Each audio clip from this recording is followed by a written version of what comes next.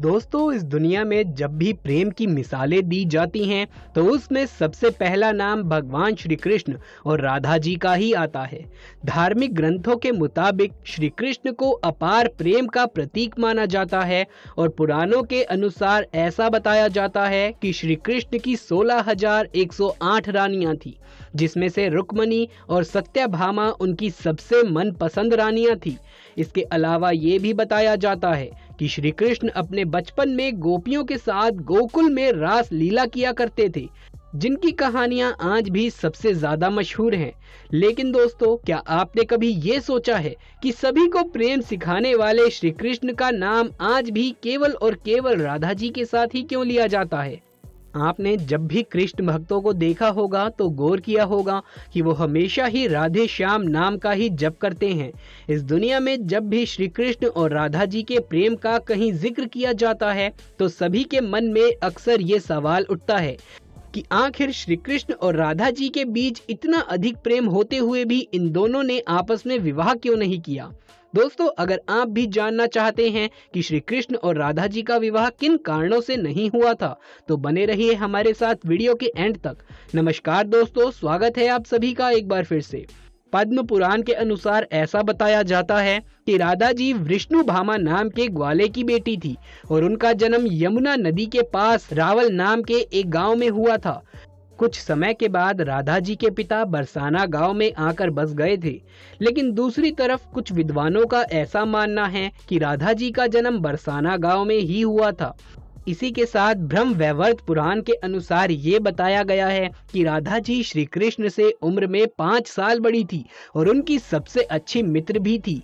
ऐसा कहा जाता है कि जब श्री कृष्ण और राधा जी पहली बार मिले थे तो राधा जी श्री कृष्ण की एक झलक देखते ही उन पर मोहित हो गई थी और उन्होंने कृष्ण को पहली बार तब देखा था जब माता यशोदा ने उन्हें माखन खाते हुए ओंखली से बांध दिया था। दोस्तों, जब श्री कृष्ण बांसुरी बजाते थे तो उनकी बांसुरी की धुन सुनते ही राधा जी दीवानी हो जाती थी और बेसुध होकर नाचने लगती थी।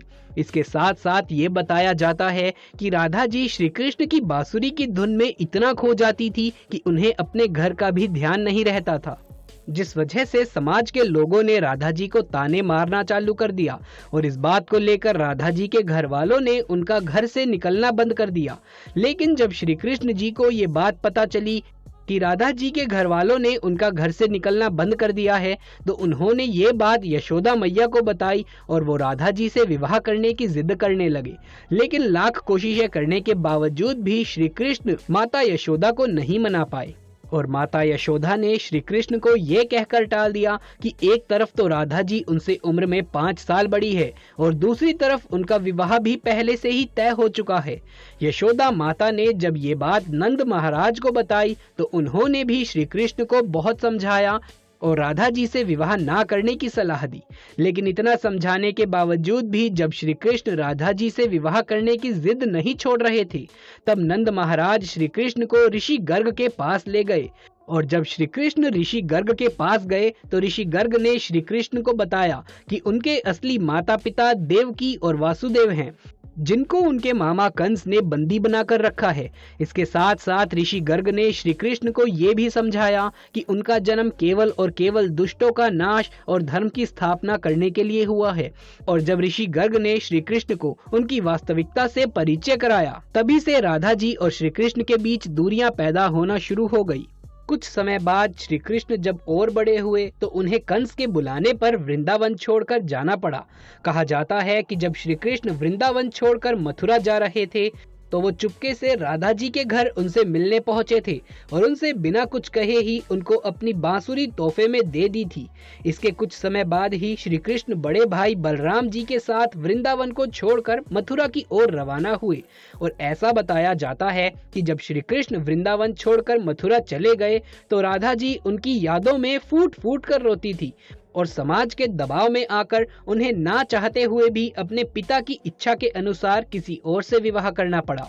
और ऐसा बताया जाता है कि श्री कृष्ण के जाने के बाद राधा जी का विवाह माता यशोदा के भाई रायन से हुआ था। और राधा जी को अपनी एक अलग दुनिया बसानी पड़ी थी।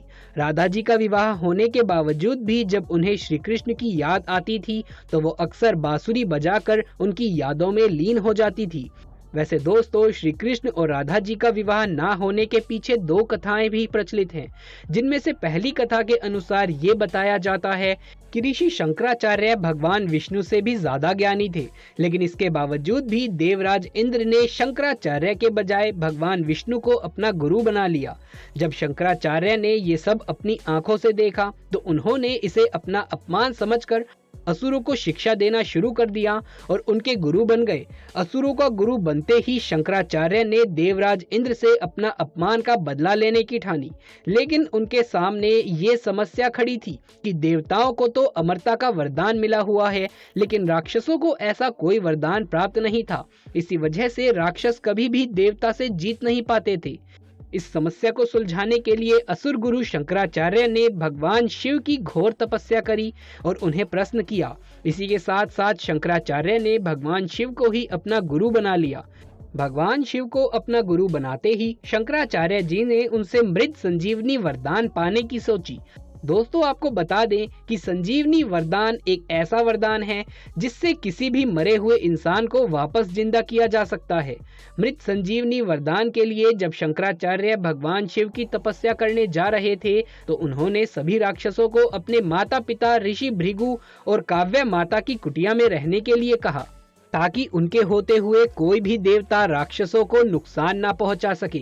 जब देवराज इंद्र को ये बात पता चली तो उन्होंने इस कुटिया पर हमला कर दिया और हमला होते ही काव्य माता ने अपनी शक्तियों से एक ऐसा कवच बनाया जिससे कि कोई भी देवता किसी राक्षस को नुकसान ना पहुंचा सके और इस तरह से सभी देवता राक्षसों से हारने लगे। ये सब देखते हुए भगवान विष्णु ने देवताओं की मदद करने के लिए अपने सुदर्शन चक्र से काव्य माता का सर धड़ से अलग कर दिया।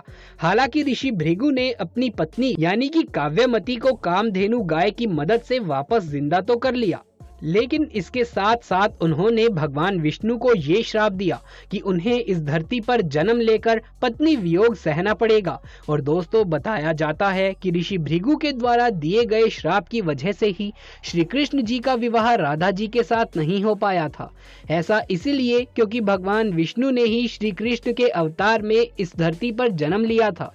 अब दोस्तों, श्री कृष्ण और राधा जी का विवाह ना हो पाने के पीछे एक और कथा भी काफी ज्यादा प्रचलित है, जिसके मुताबिक ऐसा बताया जाता है कि एक बार देव ऋषि नारद को ये घमंड हो गया था कि खुद कामदेव भी उनकी तपस्या और ब्रह्मचर्य को नहीं तोड़ सकते।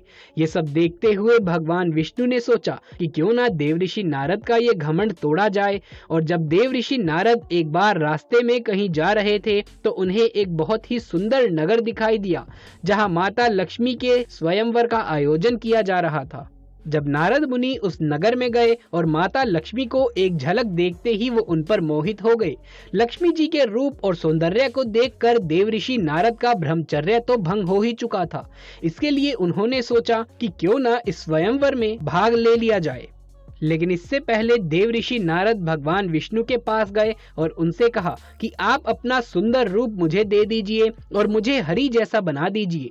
दोस्तों, आपको बता दें कि हरि का एक अर्थ वानर भी होता है, लेकिन देव ऋषि नारद ये बात नहीं जानते थे और भगवान विष्णु ने उन्हें एक वानर रूप दे दिया। जब लक्ष्मी जी स्वयंवर में आई तो देव ऋषि नारद के वानर वाले रूप को देखकर उन्हें बहुत गुस्सा आया। इसी के साथ साथ देव ऋषि नारद का स्वयंवर में खूब मजाक भी उड़ाया गया।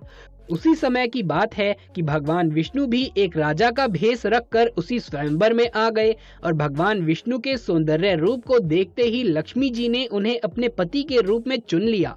ये सब देखकर स्वयंवर में बैठे सभी लोग देव ऋषि नारद की ओर भी ज्यादा हंसी उड़ाने लगे और उन्हें कहा कि पहले जाकर अपना रूप तो देखो।